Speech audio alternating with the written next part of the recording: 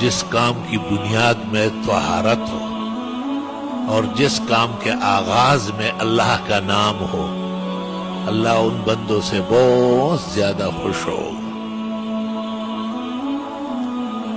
یہ خیال اس لیے پیدا ہوا کہ کچھ چیزیں لوگ بھول رہے ہیں بالکل، اور وہ بھولنے کی نہیں ہے۔ مثلا ایک آدمی ایک اچھا کام کر رہا ہے تو بسم اللہ پڑھ لے، بسم اللہ الرحمن الرحیم۔ کھانا کھا رہا ہے، کتاب دیکھ رہا ہے، کپڑا پہن رہا ہے، کسی سے کوئی چیز لے رہا ہے، دے رہا ہے، بسم اللہ پڑھنے سے کیا ڈیزل اور پیٹرول خرچ ہوتا ہے؟ عادتیں اچھی ہو جائے گی نا۔ اللہ کتنے اچھے کام اللہ ہم سے لے رہے، تو بسم اللہ زبان پر ہونا چاہیے۔ طہارت خانے سے اب ویسے ہی نکل آئے، بھائی بیسن پر ہاتھ دھو لینا اچھا ہے، وضو تو ہر وقت ضروری نہیں ہے۔ پیغمبر نے کہا ما امرت کل ما بلت انا اتوضا، مجھے یہ تو نہیں کہا کہ میں جب بھی پیشاب کروں وضو ہی کرتا رہوں۔ علماء دین کہتے ہیں امت کی سہولت کے لیے آپ نے اس کو فرمایا، لیکن یہ ضرور ہے کہ آدمی ہاتھ دھوئے، منہ کنگالے، اس کو وضو لغوی کہتے ہیں، مختصر وضو، اس کا بھی فائدہ ہے، بہت برکت ہے۔ بھئی نعمت جو پانی کی ہے اس کا یہ بھی تو شکر ہے کہ ہمیں تو کنٹرول سے استعمال کرنا ہے۔ 3 دفعہ ہاتھ دھونے، 3 دفعہ کلی کرنی ہے، 3 دفعہ ناک دھونا ہے۔ قصدن نہ 2 دفعہ جائز ہے اور نہ 4 دفعہ جائز ہے۔ ہدایت میں لکھا ہے کہ کوئی ظالم ہی آگے پیچھے ہوگا۔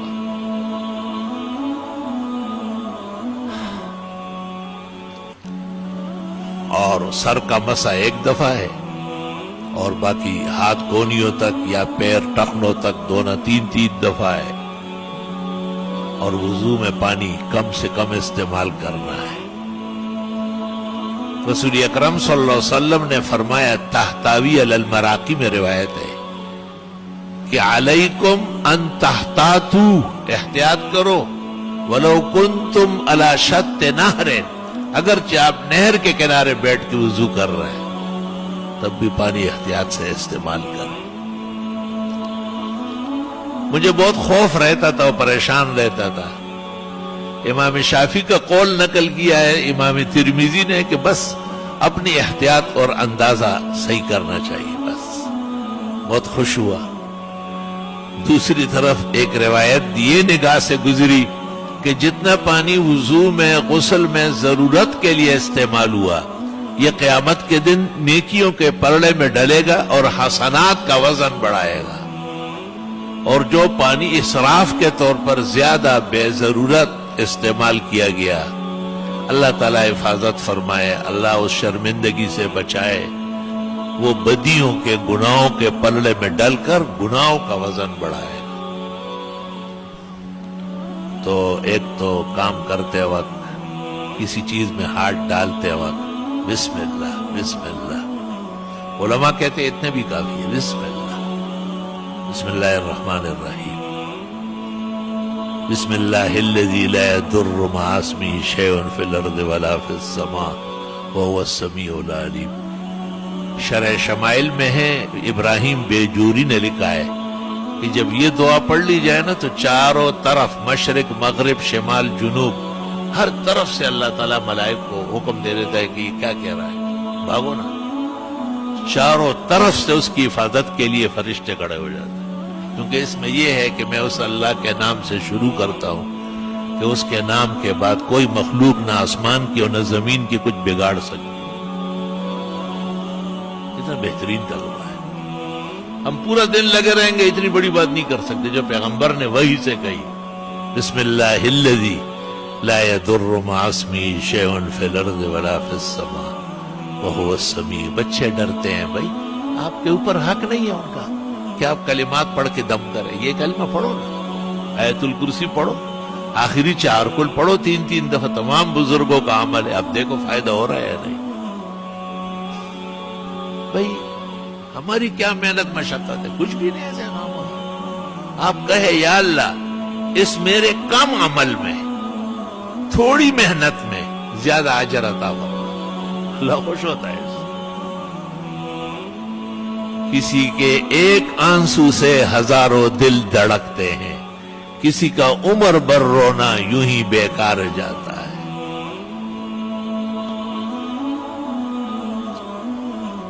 دعائیں مانگا کرے، خوب تفصیل سے دعا مانگے، ایسا مانگے کہ فرش پر بیٹھے ہوئے مالک العرش کو رحم آ جائے۔ باقاعدہ دعا کے دوران پتہ چلتا ہے قبولیت کا۔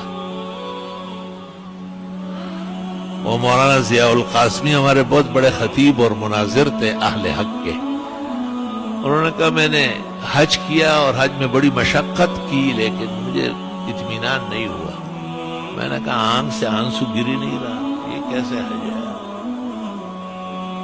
کہ سب کچھ مناسک ادا ہو گئے، حج مکمل ہو گیا، مقام ابراہیم پر آیا تو کہا وہاں ایک پختون جو ہے نا اللہ سے دعا مانگ رہا ہے، اور کہتے ہیں ایک ہمارا بیل تھا اور ایک اس کا بچہ تھا، یعنی بچڑا تھا، وہ دونوں ہم نے بیچے اور ریل گاڑی پہ بیٹھ گیا، کراچی اترا۔ آپ کے جہاز، سمندری جہاز، وہ سمجھتا تھا کہ اللہ تعالیٰ نے بھیجا ہے، کہا آپ کے جہاز پر بیٹھ کے یہاں آیا، اور سب کہتے ہیں تمہارا گھر ہے، اب ہم کو معاف کرنا پڑے گا۔ تو مولانا نے کہا میں نے جلدی قاعدے کی شکل میں بیٹھ کے میں نے کہا یا اللہ اس مسلمان کی دعا میں مجھے بھی شریک فرما۔ کہا زار و قطار رونے لگا۔ تو توجہ اللہ یہ ان اعمال کی بدولت پیدا ہوتی ہے۔ اللہ تعالیٰ نے ایسا نبی کامل و اکمل بھیجا ہے کہ جب ان کے بنائے ہوئے طریقوں پر آپ چلیں گے خود بخود تواضع و عاجزی آ جائے گی۔ وہ ایک عالم سے پوچھا گیا نا کہ سر ننگا کر کے دعا کر سکتے ہیں؟ اس نے کہا تواضع کے طور پر جائز ہے۔ دوسرے نے پیچھے سے کہا خلاف سنت ہے۔ وہ چپ ہو گیا۔ کیوں؟ کہ تواضع کبھی سنت کے خلاف تو ہوتی نہیں ہے، اور جس کو آپ تواضع کہتے ہیں وہ غلط ہے۔ اس نے کہا سر ننگا کر کے دعائیں مانگنا یہ نبی کی عادت نہیں تھی، نبی سر ڈھکتے تھے، بازار میں بھی اور باہر بھی اور گھر بھی اور نماز میں بھی اور دن کو بھی اور رات کو بھی۔ علماء تو کہتے ہیں ننگے سر کھانا بھی نہیں کھانا چاہیے، اور ننگے سر بیت الخلا بھی نہ جائے، وہاں بھی سر ڈھکا ہوا ہو۔ ہاں نماز والی ٹوپی رکھ لے، دوسری اختیار کرے۔ یہ بھی اسلام تھا اور یہ بھی دین تھا۔ معارف السنن شرح ترمذی میں حضرت الاستاذ حضرت مولانا محمد یوسف صاحب بنوری رحمت اللہ علیہ نے لکھا ہے کہ سلف غسل خانے میں بھی سر ڈھانکتے تھے نہاتے ہوئے، اور دھوتی مان لیتے تھے کہ فرشتے تو ہے، اللہ تو ہر جگہ ہے۔ مفتی محمد شفیع نے بھی گناہ بے لذت میں لکھا ہے، اور کھانا کھاتے وقت اور بیت الخلا جاتے وقت سر ڈھانکنا یہ بھی لکھا ہے حضرت صاحب نے، اور لوگوں نے بھی لکھا ہے۔ آج وہ زمانہ آیا کہ مسجد میں لوگ آتے ہیں ننگے سر، اس کو پتہ نہیں کہ یہ مسجد ہے یا کلب ہے، یہ خدا کا گھر ہے یا کوئی میرج گارڈن ہے۔ اتنی زیادہ بے توجہی اور اس قدر بے پرواہی تو نقصان دہ ثابت ہو جائے۔ وہ دین جو بڑی شان سے نکلا تھا عرب سے، پردیس میں پہنچ کر وہ غریب الغربا ہے۔ کس شان کا دین ہے اور کس قدر بے پرواہی برتی جا رہی ہے۔ بھئی آپ مسجد آتے ہیں، اللہ ہمیشہ آنا نصیب فرمائے، بھئی دائیں پاؤں آگے کر کے روانہ ہو جاؤ نا، سنت زندہ ہو جائے گی۔ آپ کے دائیں بائیں کا کوئی فرق نہیں ہے۔ آپ خیر کے کام میں دائیں پاؤں آگے، بیت الخلا جاتے وقت پہلے بائیں پاؤں اندر کرو، نامناسب کام ہے، مجبوری ہے۔ نکلتے وقت بہترین وقت ہے، خیر و عافیت سے فراغ ہو گیا، دائیں پیر باہر نکالو۔ بھئی یہ دائیں بائیں ہمارا نام ہے اصحاب الیمین، اصحاب المیمنہ، دائیں اور بائیں کے فرق کرنے والے خوش نصیب، جن کی نہ شریعت ہے نہ دین ہے، ان کے ہاں اگر بایاں ہے تو وہ ویسے ہی رسوا ہے قیامت کے دن، یہیں سے رسوا ہے۔ لیکن آپ تو کامل و اکمل دین والے ہیں، الیوم اکملت لکم دینکم۔ آج سے میں نے تمہارا دین مکمل کیا. دین کیسے مکمل؟ وَأَتْمَمْتُ عَلَيْكُمْ نِعْمَتِي، یہ نعمتیں پوری ہو گئی. اللہ جوتے اتار رہے، موزے اتار رہے، کہتے بائیں سے پہلے اتارو اور نیچے رکھو، پھر دائیں سے اتارو. اتارنے میں بائیں پہلے ہیں اور پہننے میں دائیں پہلے ہیں. دائیں پیر اتار کر مسجد میں داخل کرو. اللہم افتح لی ابواب رحمتک، اللہم صلی وسلم علی النبی پڑھ لیں. مسجد میں آتے رہے صفوں کی طرف، یہ نہیں کہ بیڑ بکریوں کی طرح کوئی وہاں بیٹھ گیا کوئی وہاں بیٹھ گیا. یہ کوئی بندروں کا ڈانس تو نہیں ہے. مسجد خانہ خدا ہے. صف اول، صف ثانی، صف ثالث، ان تین کا اہتمام بہت زیادہ ہے.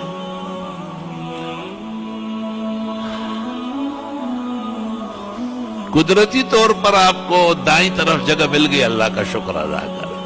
ممبر و محراب سے دائیں طرف مل گئی، لیکن آپ قصد نہیں کریں گے کیونکہ بائیں طرف کوئی جائے گا تو کیا آدھی صف بنائیں گے؟ جب ثواب اور ڈسپلن کا جھگڑا ہو جائے تو ڈسپلن کا اعتبار. اس لیے جن صحابہ نے جانے میں دیر کی اور آپ کے پیچھے جمعہ پڑا، آپ نے کہا 500 سال جنت دیر سے جاؤ گے، تم نے ڈسپلن کا نقصان کیا ہے. ڈسپلن یہ ہے کہ میں نے کہا کہ نکلو اور تم اپنی بات کر رہے ہو کہ جی جمعہ پڑھ کے چلے جاتے. یہ ایک بڑا مسئلہ ہے کہ اسلام کے اندر ڈسپلن، جسے آپ کہتے ہیں بہترین اسلوب، عمدہ طریقہ کار، وہ قابل تعریف ہے. بھئی صفوں میں آپ آئے، بھئی صفوں میں بیٹھ جائے نا، انتظار کرے جماعت کا. منتظرین جو جماعت کے ہیں، صحیح مسلم اور ترمذی میں ہیں، وہ نمازی کے حکم میں ہیں، یہاں تک کہ آنے والا سلام نہ کرے. عالمگیری، مرقات، تمام معتبرات. اگر کسی نے غلطی سے السلام علیکم کیا، لوگوں کو مسئلے کام، روز میں یہ بیان کرتا ہوں، بورڈ بھرے ہوئے، پمفلٹ شائع ہے، پھر بھی جتنی کوتھی ہوتی آن کلو تھی. تو کسی نے غلطی سے کہا السلام علیکم، تو پختنو جماعتی نہ دی ڈیری یا بیٹے کی دی، السلام علیکم والے کاکا بخیال کا دا دستار پلار دیرہ دا دا خانہ خدا لوگوں نے غوخنی ہو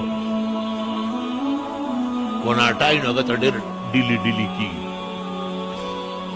مسائل علماء کا میدان ہے. یہ بیان نہیں کریں گے قیامت کے دن آتشی زنجیروں سے جکڑے جائیں گے اور آتشی کینچیوں سے ان کی زبانیں کاٹی جائیں گی کہ آپ کے سامنے بیان گڑبڑ ہو رہی تھی، خاموش تھے آپ. تو علماء کہتے ہیں کہ یہ جو السلام علیکم کی اس غریب سے غلطی ہو گئی، مسئلہ معلوم نہیں ہے، آپ کو تو معلوم ہے نا، تو لا یجیبون، عالمگیری میں جواب نہیں ہے اس کا، تاکہ اس کو احساس ہو جائے. اب جماعت کڑی ہو رہی، اب یہ چاروں طرف دیکھتے، کیا دیکھ رہے ہیں؟ یہ وہی پاکستان ہے، گلشن اقبال ہے، آسان مسجد ہے. آج صبح فجر میں نے ایک بزرگ ساتھی کو بہت سخت ڈانٹا. میں نے کہا کتنی قیمتی باتیں ہو رہی ہے، تم متوجہ نہیں ہو. یہ جو مسئلہ ہے کہ چھوٹے بچوں کو آگے نہ آنے دے، کیوں؟ ان غریبوں کو سمجھ نہیں ہے انتشار ہوتا ہے. تو اگر کوئی بزرگ بھی صف میں بیٹھا ہوا ہے، منتشر الذہن ہے، تو اس کو بھی سنبھالنا پڑے گا، لگام دینا پڑے گا. میں نے کہا کہاں دیکھ رہے ہیں آپ؟ دیکھنا صرف امام کا حق ہے. لیقدم المتأخرہ ولیؤخر المتقدمہ، جو آگے ہے تھوڑا سا پیچھے ہو جائے، جو پیچھے ہے تھوڑا سا آگے ہو جائے. صف بنا لیں، صف درست کر لیں، سر ڈھک لیں، پانچے اوپر کر لیں، پیروں میں فاصلہ کم کر لیں. یہ امام کا مقام ہے، یہ نمازیوں کا نہیں ہے. سلام پھیرو چاروں طرف. کیا آپ قید خانے سے نکل آئے؟ وہ یار آرام سے بیٹھے رہو. پھر صفوں کے لیے کھڑے ہوتے ہیں تو ہاتھ باندھ لیتے، خاص کر ہمارے صوبہ سرحد سے جو آتے ہیں، ہداہم اللہ، خدا انہیں اور ہم سب کو ہدایت دے. ان کا یہ خیال ہے کہ یہ بڑا کار ہے. بھائی صفوں نماز سے پہلے، اللہ اکبر سے پہلے ہاتھ کھلے چھوڑنا سنت ہے. اس کو ارسال کہتے ہیں، ہاتھ کھلے چھوڑنا. اور اللہ اکبر کے بعد ہاتھ باندھنا سنت ہے، اس کو وضع کہتے ہیں، واو ضاد عین وضع. تو ہاتھ باندھنا اللہ اکبر کے بعد ہے. یہ ابھی اللہ اکبر ہوا ہی نہیں ہے، اس نے ناف پہ ہاتھ باندھے ہوئے ہیں، اس کو سنبھالنا پڑے گا. مسائل میں جرأت کے ساتھ بیان کرنا یہ عالم کا میدان ہے. وہ تمام بدعات اور رسوم کو چاک کر کے آگے بڑھتا ہے. الحمدللہ. بھئی نماز ختم ہو گئی. اب نمازیں دو قسم کی ہے، ایک فجر اور عصر ہے، جن کے بعد کوئی شغل نہیں ہے. بیٹھے رہے آپ، تسبیحات دائیں ہاتھ سے گنے، آیت الکرسی پڑھے، واعظ نصیحت و وہ سنے، تلاوت کرے، دعا مانگے. اس طرح عصر کے بعد. لیکن ظہر، مغرب اور عشاء میں مؤکد سنتیں ہیں، اور فقہاء اور محدثین کا اس پر اجماع ہے. ایک فقیہ و محدث دنیا میں نہیں ملا جس نے کہا ہو کہ خیر ہے بیٹھے رہے یہ تسبیحات پوری کر لیں. صرف شاہ ولی اللہ محدث نے اتنا سا کہا تھا کہ کبھی تسبیحات کے لیے کبھی سنتوں کے لیے. حضرت مولانا انور شاہ سے فرماتے تھے، سوچ نہیں سکتا ہوں کہ شاہ ولی اللہ ایسی کمزور بات کرے. دیکھا گنجائش ہوتی تو شاہ ولی اللہ کا امام الہند ہونا انور شاہ سے زیادہ کون جانتا ہے کہ مسئلہ غلط ہے. اجازت نہیں دی. مولانا بھی معارف السنن میں لکھتے وَلَمْ يَرْضَى بِهِ شَيْخُنَا. شاہ ولی اللہ کی تجویز پر ہمارے استاذ مولانا انور شاہ راضی نہیں ہوئے کہ نہیں، اس سے سنتوں کا نقصان ہو جائے گا. اور یہ وہ اچھے نورانی چہرے، پوری داڑھی والے، پانچ اوپر تک لے، یہ وہ بیٹھتے ہیں، وہ سمجھتے ہیں کہ کار خیر کرتے ہیں. حالانکہ القیام الی السنت متصلا بالفرض مسنون. بہر، نہر، تبیین، حامدیہ، فتاوی شام، ساری میں عرض کرتا ہوں اور تمام دنیا کے علماء کو یہ بات کہے، مجھ عاجز فقیر کے حوالے سے، کہ اس پر محدثین و فقہاء کا اتفاق ہے کہ جن نمازوں کے بعد سنتیں ہیں، تسبیحات، آیت الکرسی یا طویل دعاؤں کے لیے بیٹھنا ناپسندیدہ ہے. اس ناپسندیدہ فعل سے دو خطرے پیدا ہوئے. ایک خطرہ یہ کہ یہ شخص تسبیحات، آیت الکرسی، دعائیں پوری کر کے جو اٹھے گا تو کہتے ہیں کہ سنت نہیں نفل پڑے گا. سنت کہاں چلی گئی؟ اس کے اس بیٹھنے سے ختم ہو گئی. کون بیٹھا تھا؟ یہ ظالم بیٹھا تھا، سنت کا قاتل ہے یہ. کہتے ہیں یہ غصہ ہوتا. غصہ نہیں ہوگا یہ، مجھے کتابوں کا پتہ ہے کہ بزرگان دین نے کتنا ماتم کیا ہے. دوسرا قول کہ نہیں، سنت تو اب بھی سنت ہے لیکن خلاف سنت طریقے سے. کیوں؟ جیسے ولیمہ میں ڈانس، ختنے میں اعلانات، بدعتیوں کا صلاۃ والسلام، صلی اللہ علیہ وسلم اپنی جگہ سنت ہے، طریقہ بدعت کا ہے. تو علماء دین کہتے ہیں، ابن الحمام محقق نے شرح ہدایہ میں اسی کو اختیار کیا، اور اسی پر ابراہیم قورانی اور تمام ائمہ دین کا اتفاق ہے کہ سنت تو اب بھی پڑھ رہا ہے لیکن خلاف سنت طریقہ ہے. تو موافق سنت کیا تھا؟ اللہم انت السلام او بمقدارہا، مختصر دعا کے بعد سنت پڑھنا تھا، وہ بہترین کام. اللہ اکبر. یہ باتیں اس لیے کہی جاتی ہے کہ آپ سنیں، سمجھیں اور اپنے بھائیوں کا ہاتھ بٹھائے. لوگوں سے لڑے جھگڑے نہیں، لڑائی جھگڑے کی ضرورت نہیں ہوتی. آپ کا اور ہمارا کام بیان کرنا ہے. بشنود یا نشنود منہائے ہوئی بھی کو نو. پہلے میں بہت غمگین رہتا تھا کہ یار ساری زندگی اسی میں گزر گئی اور کوئی کام ہی نہیں کر سکتے. سر ڈانکو، پانچے اوپر کر لو، جاپانی قمیص نہیں پہنو، کونیوں تک قمیص پہنو. تو پھر حضرت اقدس امام الاثر مولانا انور شاہ نے ایک جگہ لکھا ہے، ہماری قسمت میں یہی لکھا ہے کہ ہم عوام کے ساتھ عمر بھر نہ بردازمہ ہوتے رہے. پھر فرماتے انشاءاللہ تعالی اجر ملے. اصل تو اجر.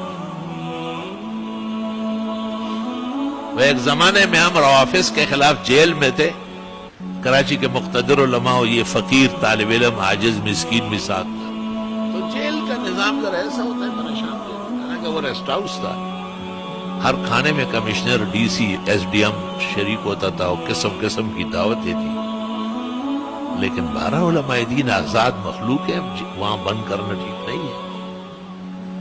تو ایک دن ہمارے استاد مفتی محمد الرحمان رحمت اللہ علیہ نے ہم کو عجیب نصیحت کی، فرمایا میاں باہر جا کے کیا کرو گے؟ ہم نے کہا مدرسوں کا کام ہے، درس ہے، امامت ہے۔ کہا کیوں کرتے ہو یہ؟ ہم نے کہا ثواب۔ کہا یہاں دین کے لیے جو جیل کاٹ رہے ہو ثواب نہیں ملے گا کیا؟ خدا کی قسم اس دن سے ہمارا دماغ کھل گیا، عقل آ گئی۔ استاد ہوتے ہمارے استاد تھے اور اسی دن رہائی ہو گئی۔ یا اللہ، استقامت کی ضرورت ہے۔ استقامت جب آپ میں نہیں ہوگی تو مشکل بڑھتی جائے گی، جب آپ استقامت اختیار کر لیں گے مشکل کو شکست ہو جائے گی اور آپ جو چاہیں گے وہی ہوگا۔ بہرحال یہ باتیں ہیں جو آپ کو یاد رکھنا چاہیے۔ اللہ اللہ، بھئی ہم یہ بھی بتاتے ہیں کہ دعا توجہ سے مانگنا چاہیے۔ ہمارے ساتھی ہے اور ہمارا سرمایہ ہے، ایک خاص دوست ہے، وہ علیحدہ انٹرنیٹ کمرے میں رہتا ہے، تو یہ جو شخص یہاں نہیں آتا ہے وہاں نماز پڑھتا ہے، یہاں آنے میں اس میں فرق ہو جائے گا۔ ہم نے تو اجازت دی ہے کہ منتظم آئے، لیکن آزادی فکر پیدا ہو، اگلے صف میں اس کو جلن ہوگی، وہ تو آزاد خیال پیدا ہوا ہے، پیچھے کھڑا رہتا ہے۔ اب ایک آدمی اندر کمرے میں نماز پڑھتا ہے، کیا مطلب ہے کمرے میں کی نماز پڑھ رہا ہے؟ کوئی عذر ہے، ٹانگ ٹوٹی ہوئی ہے، کوئی پریشانی ہے تو نماز تو جائز ہے قبلہ رخ ہو کے، ہم نے فتویٰ بھی دیا ہے، لیکن صفوف میں آنا، مسجد میں آنا، سینکڑوں باتیں ہیں جو اجتماع کی وجہ سے آدمی کو نصیب ہوتی ہے۔ تو میں نے جب ان کو غور سے دیکھا تو بہت دکھ ہوا۔ میں نے کہا آپ ہمارے کام سے ہی انٹرنیٹ روم میں رہتے ہیں، لیکن یہ آپ کی عادت ہے جو دعا میں ہے، یہ تو بالکل کسی اور مذہب کی ہے۔ آنکھوں کو ہاتھ مل رہا ہے دعا میں، ایک آنکھ بڑی ہو رہی ہے، ایک چھوٹی ہو رہی ہے، جیسے جنات کو ڈرانا چاہتا ہے، اور میں نے کہا اس طرح نہیں ہے، دعا میں آپ کو ہلنے کا حق نہیں ہے۔ دعا کس سے مانگ رہے؟ احکم الحاکمین، وہ تیرے جیسے تھوڑا ہی ہے، اس جیسے تو کوئی بھی نہیں، لیس کمثلہ شیء۔ تو دعا بہت توجہ سے مانگا کریں، ہاتھ نہ بالکل کھلے ہوئے ہو نہ بالکل بند ہو، عالمگیری میں لکھا ہے معمولی سا فاصلہ رکھیں، نہ بہت اٹھائے نہ بہت بٹھائے، سینے کے سیدھ میں ٹھیک ہے۔ اور حدیث میں دعا ایسی مانگو جیسے آپ ہتھیلیوں سے کوئی چیز مانگ رہا ہے۔ دعا میں ادھر ادھر دیکھنا، اوپر نیچے سر اٹھانا بد نصیبی ہے، دعا سے محرومی ہے۔ دعا کو اللہم صلی سے شروع کرنا نبی نے منع کیا ہے، خلاف سنت اور دعا مردود ہونے کی علامت ہے۔ جس آدمی نے اللہم صلی سے شروع کیا، آپ نے کہا عجلتا، عجلت کر رہا ہے۔ دوسری حدیث میں ہے کہ متعجل کی دعا قبول نہیں ہوتی۔ فرمایا اذا دعوت فاحمد ربک، جب بھی دعا مانگو پہلے الحمدللہ پڑھو، ثم صلی علی نبیک، دوسرے درجے میں پیغمبر پر درود بھیجو، ثم صل تو پھر مانگ ملے گا۔ آپ اندازہ لگائیں، یعنی دعاؤں کے آداب بھی بڑے بڑوں کو یاد نہیں ہے۔ اللہم صلی علی محمد، بابا یہ کیا ہو رہا ہے؟ یہ آپ کی اپنی کوئی شریعت ہے کیا؟ یہ ترمذی، بخاری اور مسلم کے بعد اہم مہم کتاب ہے دعوت الکبیر میں 4 حدیثیں، چاروں میں پیغمبر نے منع کیا کہ درود شریف سے آپ نیک عمل شروع نہیں کر سکتے۔ کسی بھی وظیفے کے بارے میں یہ کہنا اول و آخر درود، سری دروغ، غلط، فوش غلط، پیغمبرانہ خلاف ورزی۔ اول الحمدللہ، سبحان اللہ، التحیات للہ، اللہ اکبر، کوئی بھی کلمہ مدح الہی پر دلالت ہو وہ حکم الحمدللہ میں۔ شکر کرو کہ مرنے سے پہلے پتہ چلا، ورنہ لحد میں اتر جاتے ہو، منکر نکی ڈنڈے سوٹے دکھاتے کہ آج تک تو نے انسانوں والی دعا بھی نہیں مانگی۔ ترمذی شریف جلد اول جہاں کتاب الصلاۃ پوری ہو رہی، امام ترمذی کہتے ہیں باب الثناء علی اللہ، پہلے اللہ کی حمد و ثنا، ثم الصلاۃ علی النبی، پھر درود، ثم الدعاء، اب مانگو جو مانگنا۔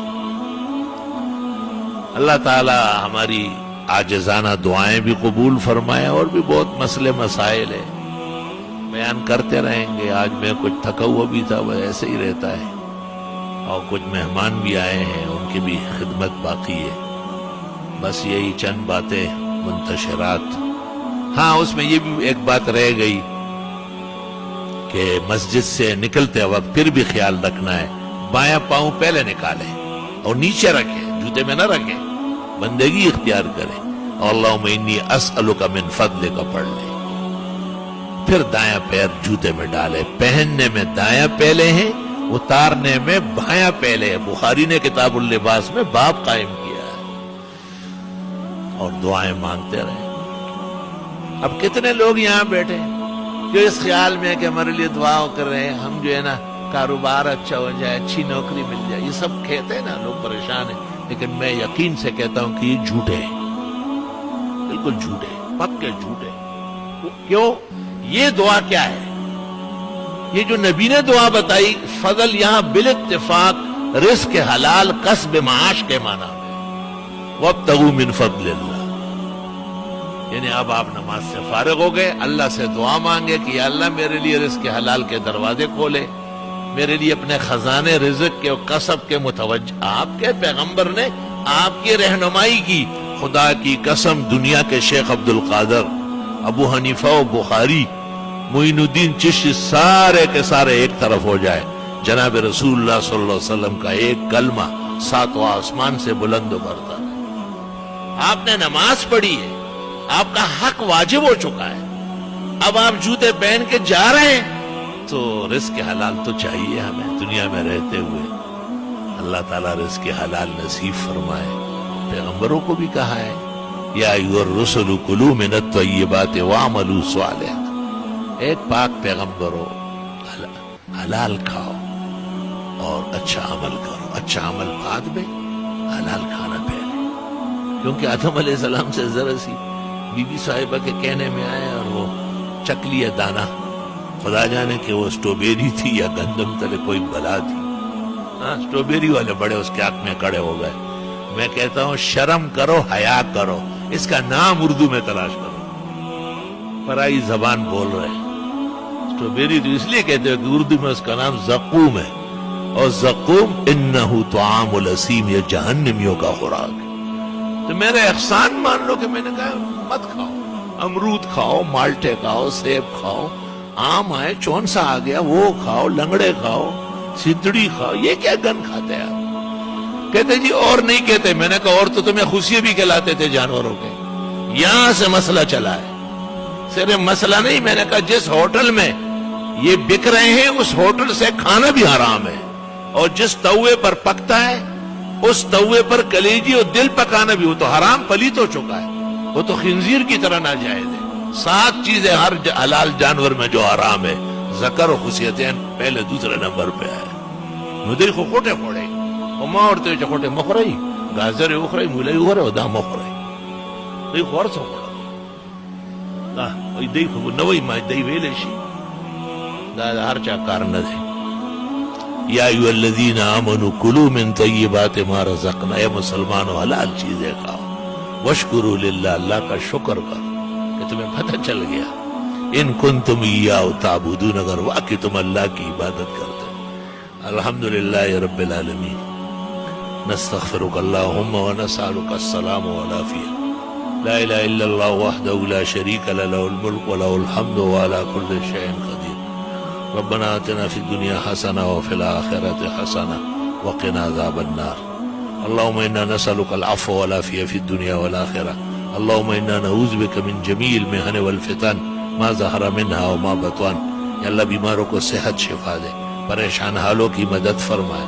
ہمارے جو بھائی رزق حلال کسب معاش میں فکر مند ہیں ان پر خصوصی فضل و احسان شامل کر لے، خدایا ان کے لیے بند دروازے کھولے اور دور کے خزانے قریب لے آئے، کم محنت پر زیادہ اجر اور عمدہ معاش اور بہترین حیات طیبہ نصیب فرما۔